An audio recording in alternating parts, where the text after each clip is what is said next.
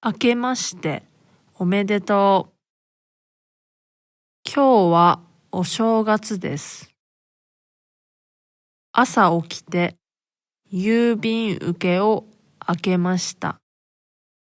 年賀状が5通来ています。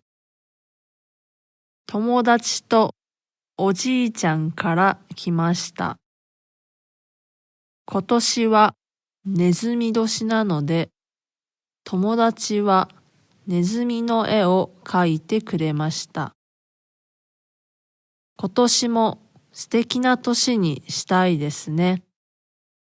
今年もよろしくお願いします。